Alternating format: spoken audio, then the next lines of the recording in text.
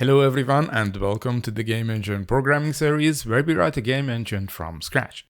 In the last video we worked on indirect rendering, which is basically letting the GPU record most of the commands for sending data to material shaders, and by doing so saves significant processing time on the CPU.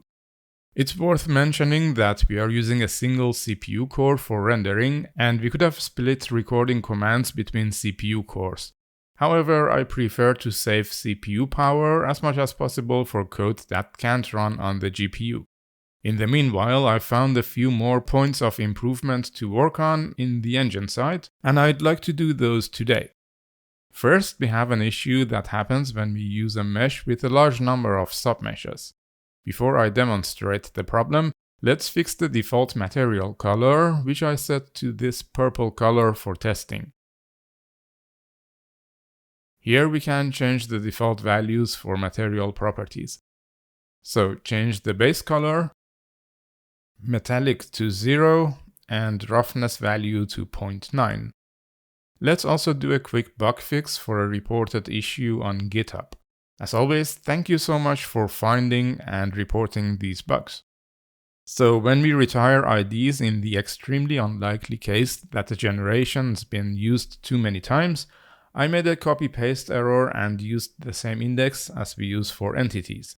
However, for script and geometry components, we are using tightly packed double-indexed arrays, also known as sparse arrays, and this value is the index within the tight array, whereas we need to use the index of the sparse array.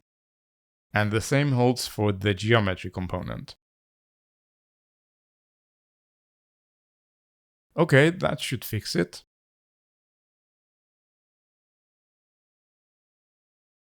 I think we also have to recreate the default material asset since we changed those default values, but I'm not sure.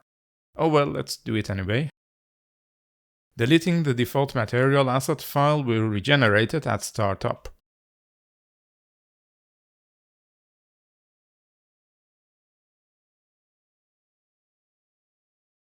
Okay, it's working.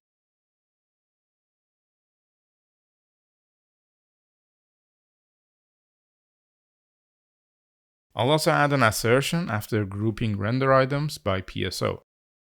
We worked on this in the last video. Now let me show you the first issue that needs improving. To do so, we need to use a single viewport so that the GPU has a lot of spare time. I'll comment out these viewports both in the XAML and the code behind. Now that we have a single viewport, see what happens when I replace the lab scene with the Sponza model. We can drop the Sponza asset on top of the geometry component of the existing lab scene's game entity.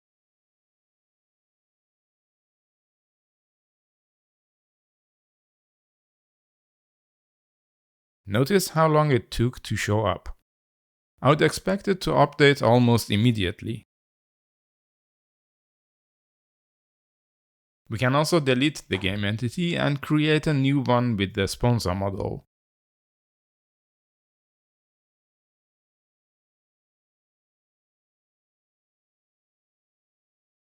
Same result. Let's try to figure out what's causing this delay. We switched to indirect rendering, so maybe it's got something to do with that. Fortunately, we can switch back to direct rendering to see if that's the case.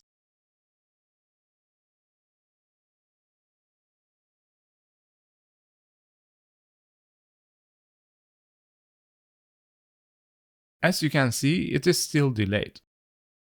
I wonder if the frame rate has anything to do with it. We can unlock the frame rate by turning off VSync.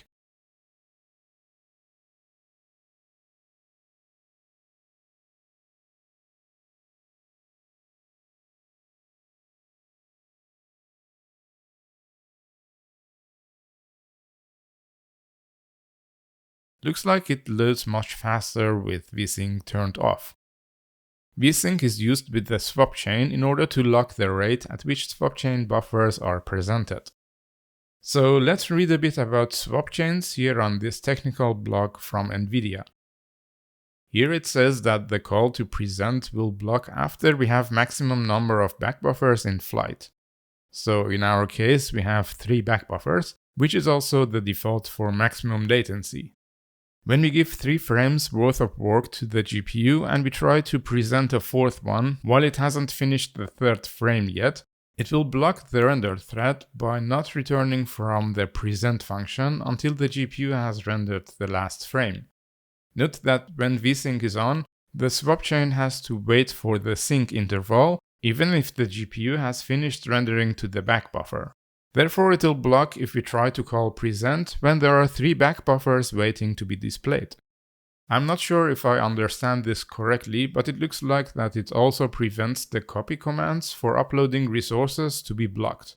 This means that resource upload has to wait for the render thread. Now I'd think that each submesh would be uploaded after each blocked frame, so roughly 60 submeshes per second, which would take about 6 or 7 seconds to upload 400 submeshes. This is indeed about the same delay we are experiencing. Luckily, there is also a simple solution for this, which is adding an extra back buffer, setting a flag and the maximum frame latency for the swap chain. Remember that we use CPU-GPU synchronization for our frame data, which is 3 frames, and therefore we'll wait if the GPU hasn't finished the 3rd frame yet. However, this only blocks the render thread, which means that the upload thread can continue sending data to the GPU. Okay, let's try this and see if it works. So now we use an additional back buffer for each swap chain.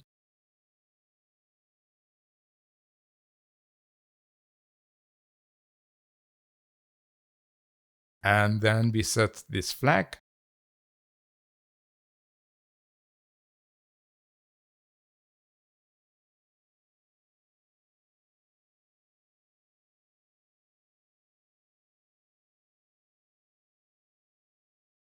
And finally set the maximum frame latency to be the number of back buffers.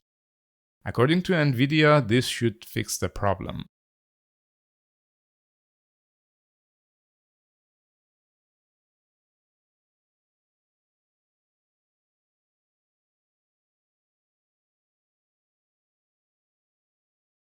And it looks like it did.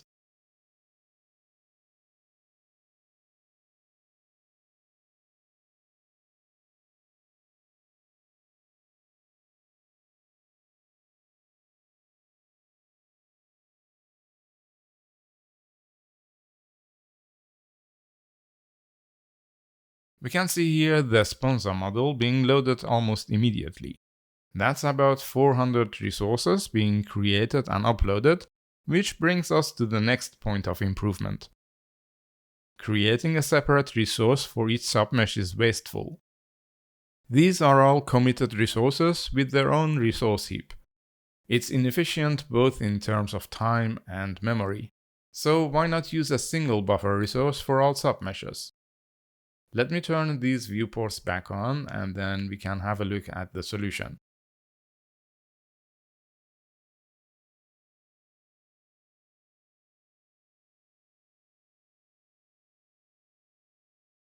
We can see here where we create a buffer and fill it with submesh data that we are already putting multiple buffers in a single resource. These are the vertex position, vertex elements, and the index buffers. What I'd like to do is to expand this to include all submeshes of a geometry asset. We are calling this function from createGeometryResource function in content2engine.cpp. We are going to change the order of data such that we can copy all submeshes to the buffer resource at once. Therefore, we also change the way we feed data into this function, which is instead of creating submeshes one by one, we create one buffer that contains all submeshes. However, we still create a separate view for each submesh and return their IDs in this array. When deleting the submeshes, we pass the IDs of their submesh views.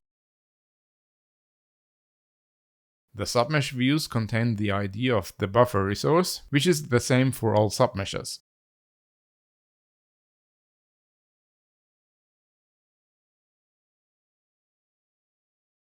Now we have mesh buffers, since each buffer contains the entire mesh, but like I said, we still keep a separate view for each submesh. Let me put this within braces. Okay, so here we have to split our data in a part that can be copied to the GPU in its entirety, and a second part which has extra information about each submesh, like their number of vertices, elements types, and other information that we are not including in the buffer resource. We need to know how big the block of memory is that contains the mesh data to be sent to the GPU. That's the first value in our data. Then we have the contents of the buffer. These are simply the position, elements, and index buffers of all submeshes.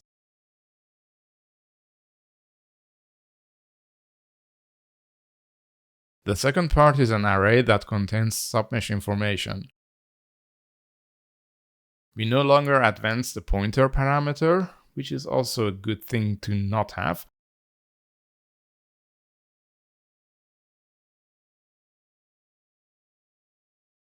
First, we read the size needed for the mesh buffer. Then we create a buffer with that size and copy as many bytes from the blob to the new buffer. So that's this part. What remains is reading the array of submesh info to create a view for each submesh within the mesh. It's basically what we have here, but then in a for loop.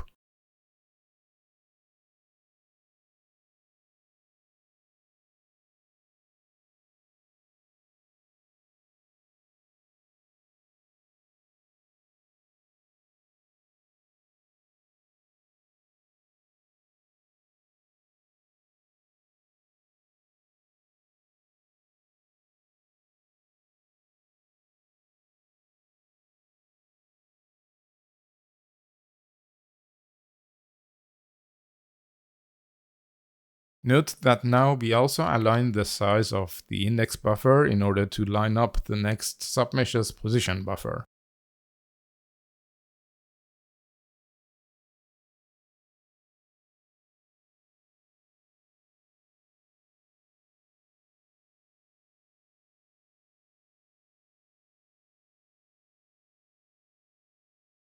As I mentioned, we include the mesh buffer ID of the resource in each submesh view.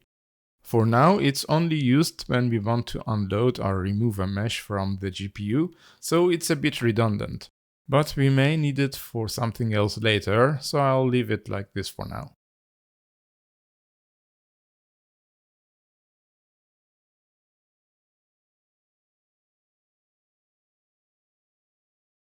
When removing a mesh, we get its buffer ID from its first submesh view, remove all submeshes, release the buffer resource, and remove its pointer from the list.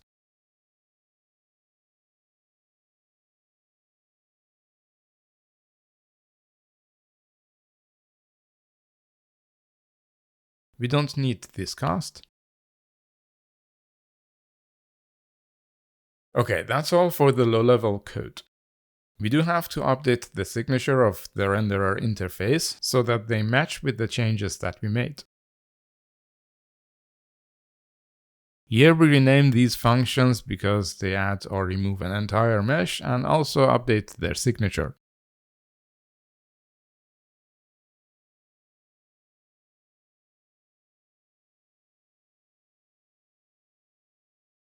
We update the signatures in the high-level renderer as well.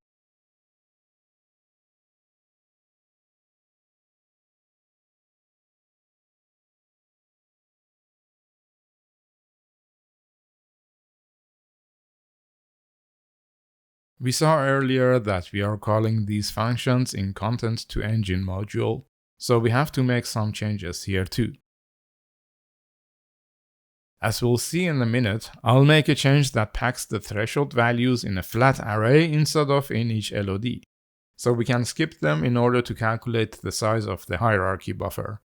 This makes it easier to compute the size.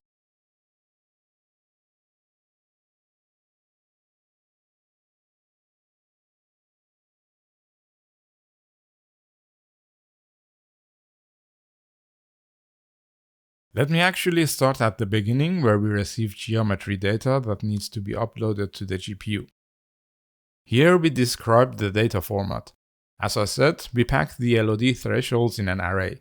This is followed by an array of submesh counts for each LOD.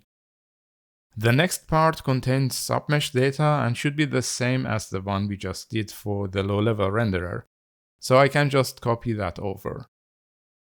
And the output remains the same.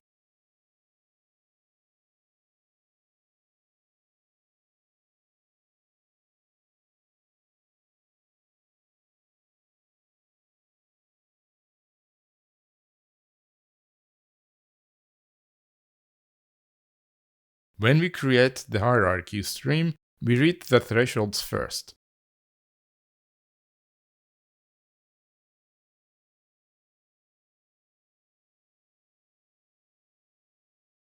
Then fill in the LOD offsets, which we can calculate from the number of submeshes per LOD.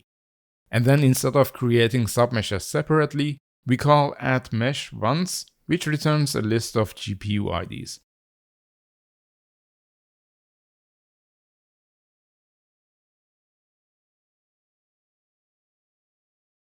Creating a single submesh happens in the same way, but we skip the LOD count, thresholds, and mesh count, since there's only one submesh. So we just create it by again calling addMesh.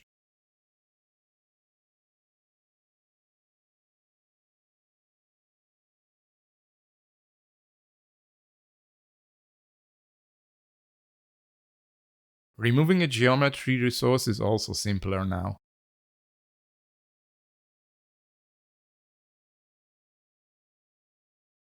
For the mesh hierarchy, we calculate the total number of submeshes and call removeMesh with all GPU IDs and the number of IDs.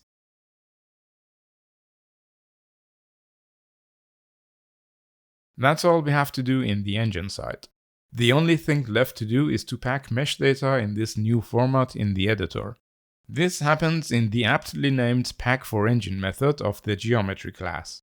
Again, we have to pack the data in this format, so let's update it as well.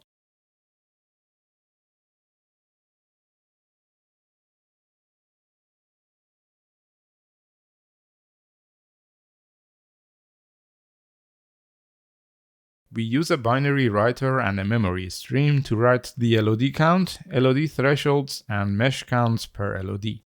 Then we leave space for the mesh data size. We'll come back later to fill it in. Next, we write the positions, elements, and index buffers for all submeshes of all LODs.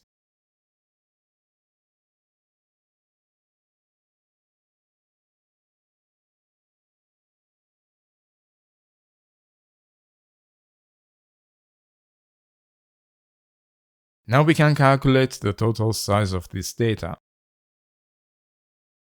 We go back in the stream to write the total size. After this, we resume writing the additional submesh information.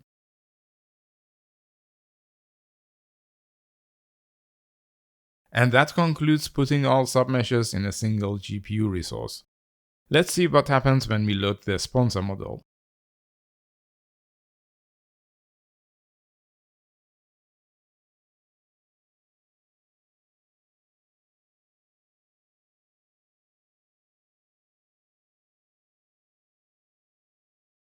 This is in debug build and it loads even faster. We can see that it created a single buffer instead of 400 buffers. It also resized the indirect command buffers to have enough space for all submesh render commands. Okay, that's looking good. I think we are finally ready to work on assigning textures to the default material. Thank you as always for joining me, and I'll see you next time.